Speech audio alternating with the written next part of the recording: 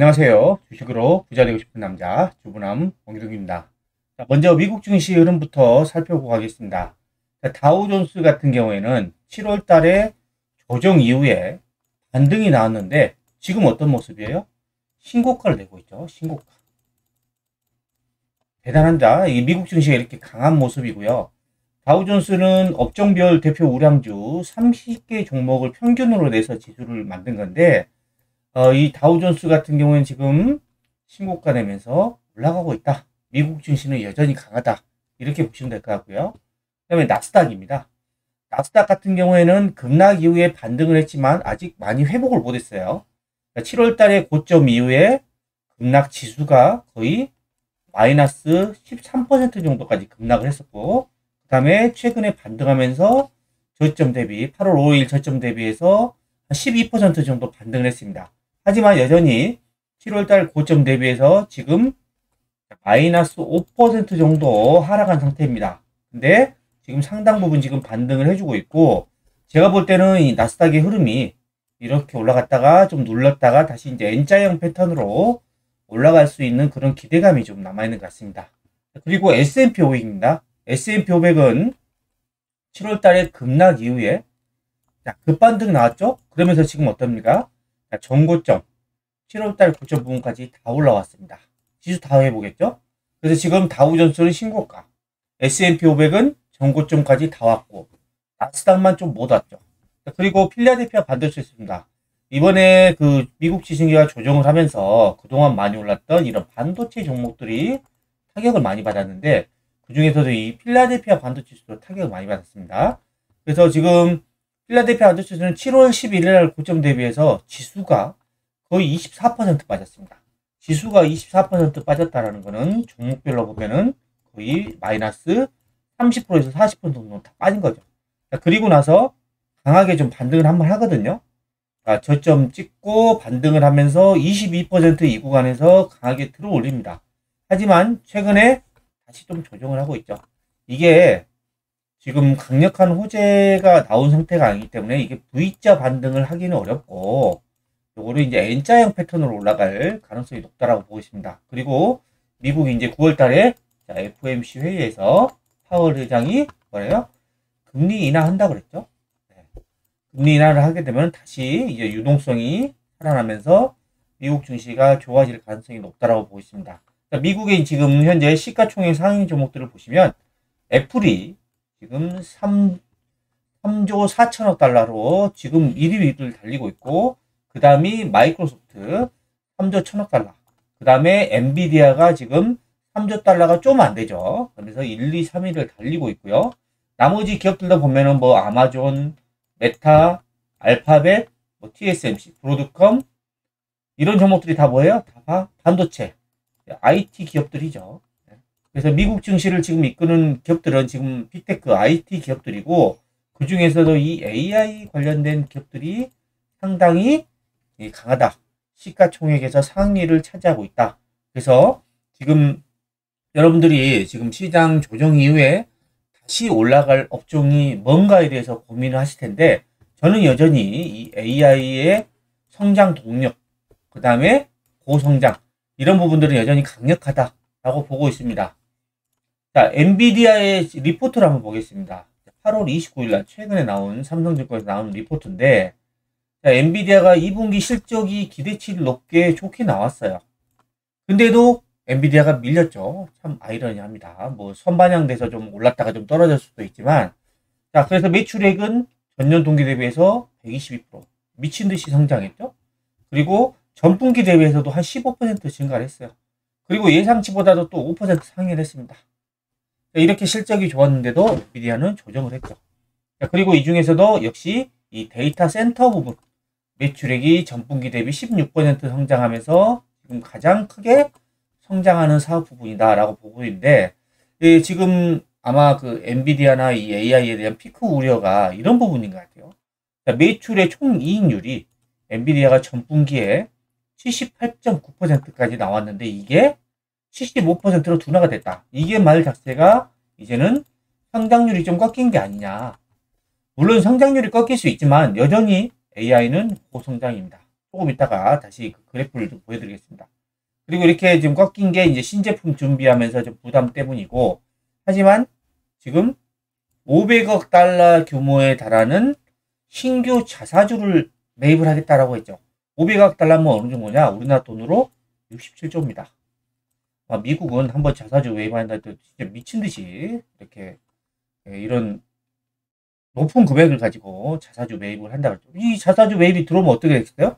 당연히 주가는 좋아지겠죠. 그리고 엔비디아의 물론 성장률은 좀 둔화될 수 있지만 실적은 여전히 신고가다. 매출과 영업이익이 여전히 신고가다라고 하는 겁니다. 3분기 가이던스도 발표가 됐는데 이것도 지금 컨센서스를 상회하고 있다. 지금 블랙엘 신제품 블랙엘의 출시가 좀 지연된다. 이게 지금 시장에 좀 엔비디아의 악재가 됐다라고 하는데, 이게 악재가 아니라 블랙엘을 기다리다가 여전히 이 호퍼라고 하는 이 제품에 대해서 수요가 여전히 높다. 이걸로 블랙엘 지연을 대체할 수 있다. 이렇게 좀 나온 겁니다. 그래서 신제품 블랙엘 일정을 지연은 되고, 회사는 한 4분기에 양산을 할 수도 있고 수십억 달러의 규모의 매출을 인식할 것이다 라고 하면서 한 개 분기 정도는 아닌 것 같고, 제가 볼 때는 2개월 전후 정도에 지금 지연이 일어날 것 같은데, 요게 지금 시장에 지금 악재로 조금 일부러 찍어 누르기 위해서 이렇게 지금 엔비디아를 조금 악재를 퍼뜨리는 게 아닌가 라고 생각이 들고요. 하지만 여전히 큰 그림이 변한 거 아니다. 이 AI의 사이클, AI 데이터 센터 투자 사이클, 이거는 변하지 않다라는 겁니다. 그래서 지금 매출액, 영업이익, 순이익 보면은 컨센서스 대비해서 다 높습니다. 전년 동기 대비해서도 지금 10% 이상 다 높고, 자, 영업이익률이 실제적으로 66%가 나왔어요. 컨센서스 62%인데, 자, 영업이익률 66%. 이게 일반 제조업에서는 나올 수 없는 저는 영업이익률이라고 생각이 되는데, 엔비디아는 엄청나게 돈을 잘 벌고 있습니다.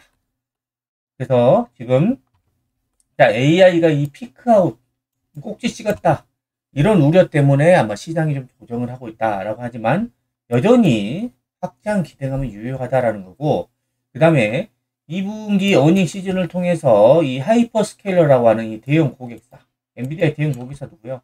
아마존, 마이크로소프트, 메타, 구글 이런 데죠. 이런 데들의 지금 투자 의지는 여전히 확고하다라는 거죠.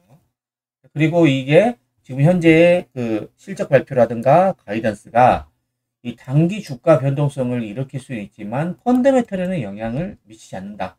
그래서 이 매출액 추입은 가이던스를 보면 매출액이 지금 보시면 2024년 2분기 때부터 지금 급증하는 것을 알 수 있죠. 계속해서 급증이에요, 지금. 그리고 매출 총이익도 보면 엄청나게 지금 급증하고, 총이익률도 보면은 이게 거의 80% 가까이 근접했다가 좀 떨어졌죠. 그러니까 이게 지금 성장 둔화라고 얘기하지만, 보시면 크게 보면은 매출 총이익은 계속해서 신고가 내면서 올라가고 있다라는 점입니다. 자, 이 부분에 여러분들이 주목을 하셔야 되고, 자, 엔비디아의 데이터 센터, 그 다음에 이런 빅테크 기업들의 자본 지출, 카펙스를 보면 빅테크 기업들의 자본 지출은 계속 늘어납니다. 310억 달러, 490억 달러, 내년에는 600억 달러입니다. 물론 2023년에 2024년까지가 이제 급증을 했죠. 그리고 조금 더 둔화가 되지만 여전히 여기에 대해서 엄청나게 투자를 하고 있고, 여기에서 지금 엔비디아가 차지하는 비중이 엄청나다라는 거죠. 엔비디아 데이터 센터가 지금 내년에만 해도 거의 40% 차지할 것으로 예상되고 있고, 기업별로 이 데이터 센터 매출액 추이를 보면 엔비디아가 2022년도에 한 37%였어요. 2023년도에 63%로 거의 2배 가까이. 그리고 2024년도에는 77%, 내년에는 78%. 자, 이렇게 차지하는 비율은 그렇게 계속해서 높아지는 건 아니지만, 이 지금 이 그래프를 보세요. 이게 2024년도에는 거의 1000억 달러입니다. 그럼 130조예요. 근데 2025년도에는 1400억 달러입니다. 1400억 달러면은 얼마 정도 되냐면 우리나라 돈으로 180조, 187조입니다. 그러면 내년에 엔비디아의 매출이 187조가 될 수도 있다. 엄청나죠, 매출이. 그러면 영업이익률이 60%가 넘으니까, 그러면 데이터 센터만 가지고도 영업이익이 몇 퍼센트? 거의 90조 이상도 나온다는 겁니다. 자, 그리고 인텔 같은 경우에는 2위인데 인텔의 비중은 거의 크지 않습니다. 매년 크게 변화가 없어요. 그리고 이제 AMD가 조금 치고 올라오고 있지만 AMD는 고성능 AI 칩보다는 좀 중저가용 AI 칩을 좀 많이 사용을 하고 있죠. 자, 그러면서 지금 글로벌 반도체율 또 보시면은 엔비디아가 전년 동기 대비해서 100% 성장하고 2025년 성장률이 좀 줄어들어서 40% 성장. 여전히 40%도 여전히 고성장이다라고 인식을 하면 될 것 같고요. 그 다음에 엔비디아의 12개월 포워드 PER 계산을 보시면 지금 몇 배다? 지금 현재 기준으로 40배가 좀 안 됩니다. 지금 글로벌 반도체 12개월 포워드 PER을 보면 ARM이 71배로 제일 높아요. 얘는 고평가죠. 엔비디아가 그 다음 38배. ASML도 31배. 별 차이 안 납니다. 그죠? 그러니까 여러분들이 지금 엔비디아가 너무 과도하게 고평가됐다. 저는 고평가 아니라고 봅니다. 성장주가 40배도 안 돼요. 근데 엔비디아의 실적은 여전히 급증하기 때문에 PER을 계속 낮출 겁니다. 이런 것들을 보면은 여전히 엔비디아의 성장성은 뛰어나고 AI는 계속해서 좋아진다. 그래서 여러분들이 관심 있게 지켜보셔야 될 거는 지금 이 주도주라는 거는 여러 가지 산업이 있지만 지금 가장 확실한 거는 AI다. 그래서 이 AI하고 관련된 산업, 미국 주식을 직접 투자하는 것도 좋은 방법이고 미국 주식이 아니라고 하면은 국내는 HBM 관련주, 그 다음에 엔비디아 이 데이터 센터를 짓기 위해서는 전기가 많이 필요하죠. 그래서 전력기기, 특히 변압기 이쪽이 여전히 여러분들이 지금 주도주로 보시고 집중을 하셔야 된다라고 보시겠습니다. 그래서 지금 이 전력 사이클도 보면 이 슈퍼 사이클에 진입을 했고 우리나라가 지금 좋아요. 왜?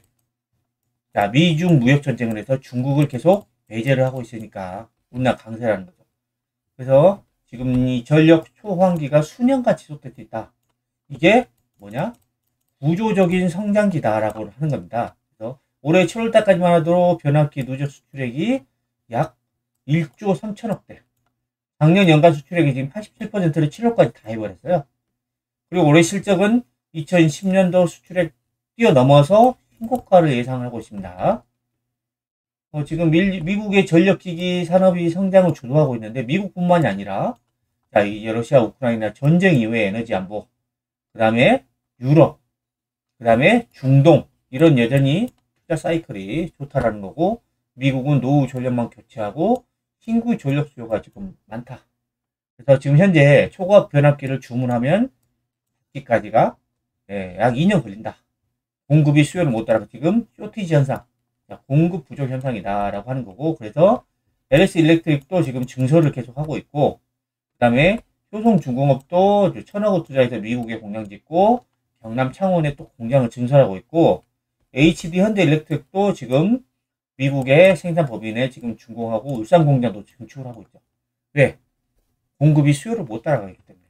그래서 지금 글로벌 전력망 투자 규모가 2020년도에만 그 약 310조에서 2030년도에는 5,320억 달러.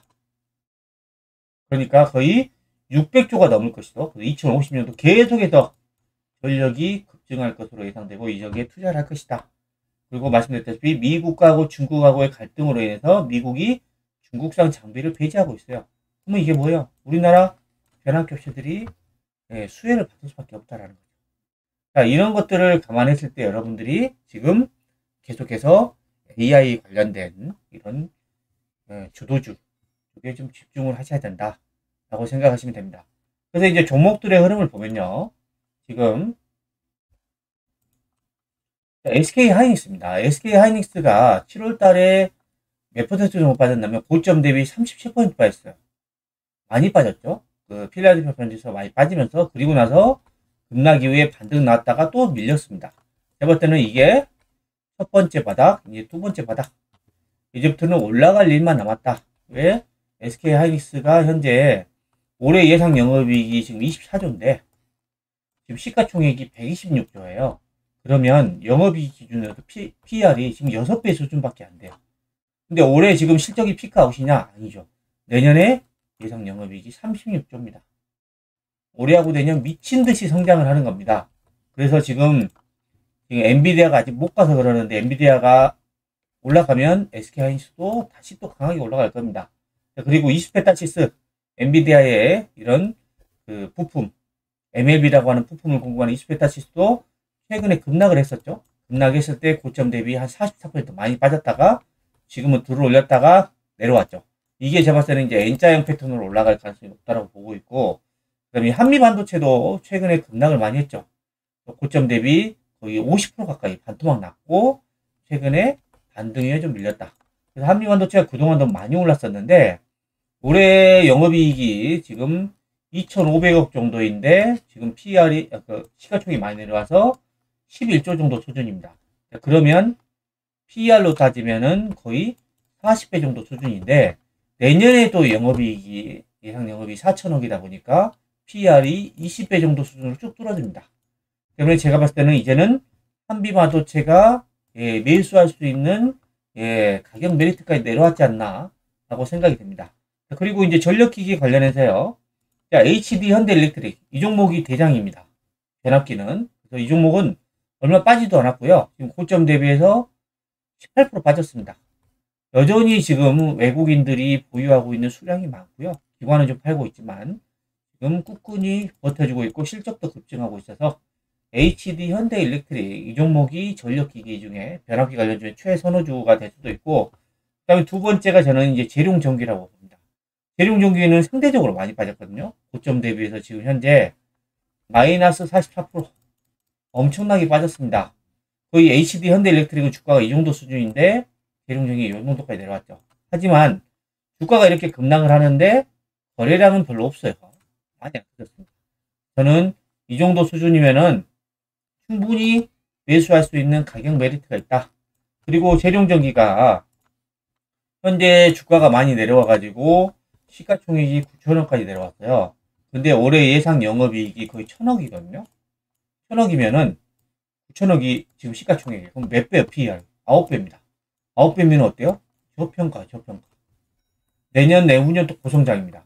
그러면 지금 이렇게 주가가 떨어졌을 때 이거를 주워 담을 수 있는 능력, 이게 기업 분석을 철저히 하고 앞으로의 기업의 성장성을 봤을 때 이런 것들을 여러분들이 공부를 해보시면 이게 왜 매수를 해야 되는지, 매수 시점인지 여러분들이 좀 알 수 있고, 최근에는 또 기관은 계속 팔았지만 외국인들은 다시 사고 있죠. 지금.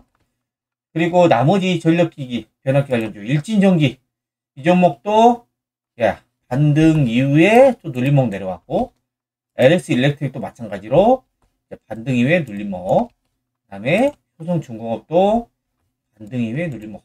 그래서 변압기 관련주도 여전히 괜찮은 모습이다 라고 보시면 될 것 같고요. 최근에 그 제약바이오가 좀 강세였습니다. 자, 제약바이오가 왜 강세였냐? 지금 시가총액 상위 종목을 보시면요. 코스닥에서 에코프로 BM보다 지금 알테오젠 시가총액 1위에요. 16조. 제약바이오가 지금 1등을 차지하고 있습니다. 그 다음에 3등이 HLB, 그 다음에 6등이 삼천당 제약, 그 다음에 7등이 리가캠바이오. 이런 애들이 다 1등, 이제 시가총액 상위 종목들이 지금 포진돼 있어요. 그러니까 얘네들이 왜 이렇게 올라갔냐? 보시면, 지금, 최근에 그 FMC, 연준 의장이, 파월 연준 의장이 잭슨홀 미팅에서 이제 9월 달에 금리 인하를 할 것이다. 라고 해서 이제 바이오 섹터에 돈이 몰렸는데, 자, 바이오 섹터는 그 투자 비용, 임상이라든가 연구 개발할 때 투자 비용이 엄청나게 많이 듭니다. 이거를 자체 자금으로 조달하기 어렵죠. 그래서 이거를 외부에서 자금 조달하는데 당연히 금리가 인하가 되면은 자금 조달이 하기가 좀 더 낫겠죠. 그래서 이 금리 인하 수혜 업종입니다. 금리 인하 수혜 업종. 그래서 지금 제약바이오가 올라갔던 거고, 그래서 지금 이런 금리 인하로 유동성이 늘어나면 이런 바이오 쪽이 좋아질 것이다. 자, 그리고 또 이거 올해 내에 통과가 예상되는 미국의 생물보안법이 있다라고 합니다. 요거는 어떤 거냐? 자, 미국하고 중국하고 또 무역 전쟁하면서 중국의 바이오 기업들과 거래를 제한하는 법안입니다. 이로 인해서 우리나라의 지금 제약바이오가 또 반사이익이다 라고 해서 지금 제약바이오가 좋아지고 있는 거예요. 근데 저는 제약바이오 아직도 못 먹겠습니다. 왜냐면 알테오젠의 주가를 보시면 물론 시고가 대비해서 지금 강하게 올라가고 있어요. 많이 오르긴 했지만. 근데 이제 실적의 흐름 보면 지금 시가총액이 16조, 17조인데 올해 예상 영업이익이 적자가 67조고요. 67억이고요. 내년 예상 영업이익을 땡겨와도 665억. 2026년도에는 영업이익이 4천억입니다. 자, 4천억을 땡겨오더라도 지금 PER이 내후년 영업이익을 땡겨오더라도 PER이 40배입니다. 그러니까 당연히 저는 이 지금 실적 기준으로만 보면 예, 저는 주가는 고평가됐습니다. 물론 그 중간에 지금 그 미국의 이런 생물보험법 수혜 때문에 이런 알테오젠의 실적이 더 예상치보다 더 올라갈 수는 있어요. 하지만 현재 기준으로 보면 저는 제약바이오는 지금 들어가기가 좀 힘든 타이밍이다 라고 보고 있습니다. 예, 그래서 이걸 만약에 단타를 좀 할 수 있는 부분이다 하면은 제약바이오도 조금 괜찮을 것 같긴 합니다. 예, 단기적으로는요. 자, 그리고 지금 그 2차전지 종목들이 여전히 힘을 못 쓰고 있는데 2차전지 종목들의 흐름은 리튬 가격을 보면 아는데 이게 지금 탄산리튬 가격이에요. 자, 탄산리튬 가격이 급락 이후에 조금 반등하지만 여전히 리튬 가격은 신저가를 내면서 내려가고 있어요. 이런 상황이다 보니까 2차 전지가 올라올 수가 없어요. 그래서 지금 이 수출도 급감을 하고 있고 리튬 가격도 하락하면서 2차 전지 종목들이 안 좋아요. 양극재 수출량도 급감했죠. 왜? 이거는 전기차 수요가 부진하면서. 지난달에만 양극재 수출량이 14,480톤이었는데 전년 동기 대비해서 46%나 줄었어요. 2022년 이후 최저라고 합니다. 수출 단가도 리튬 가격이 떨어지면서 또 33%나 떨어졌습니다. 근데 이게 지금이 바닥이 아니라 하반기 때도 전망이 좋지가 않습니다. 그래서 지금 이런 그 양극재 수출하량 급감하고 고정비 부담으로 수익선이 개선되려면 좀 시간이 필요하다. 올해 출하량도 연초 가이던스를 크게 하락할 것이다. 그래서 지금 전기차 성장세가 지금 둔화되고 있죠. 작년 하반기 때부터. 그리고 리튬 가격도 3분기에도 좀 둔화가 될 것이다. 국내 기업들도 보면은 지금은 투자를 축소하거나 지금 멈추고 있다. 이런 상황이다 보니까 지금 2차 전지 종목들, 그게 양극재 대장 에코프로 BM 보겠습니다. 에코프로 BM이 주가가 여전히 바닥권에서 크게 회복하지 못하고 있습니다. 나중에 회복을 해서 이동평균선이 이제 정배열의 모습을 보인다면 그때 들어가도 늦지 않을 것 같아요. 지금 보유하고 계신 분들은 계속 보유를 하시겠지만 제가 볼 때는 2차전지 지금 신규 매수는 절대 하지 않아야 되는 그런 타이밍이다라고 보고 있고요. 여러분들이 여전히 이런 AI 이런 AI가 바로 주도주다라는 거죠. 이 주도주에서 엔비디아와 같은 미국 주식에 직접 투자하셔도 되고 국내 주식은 HBM 관련주, 그 다음에 전력기기, 이 변압기 관련주 여기에 여러분들이 투자를 집중을 하시기 바랍니다. 자, 지금까지 주도주를 매수해야 큰 수익을 낼 수 있다는 내용을 설명해 드렸는데요. 영상이 마음에 드셨다면 구독, 좋아요, 알림 설정 부탁드립니다.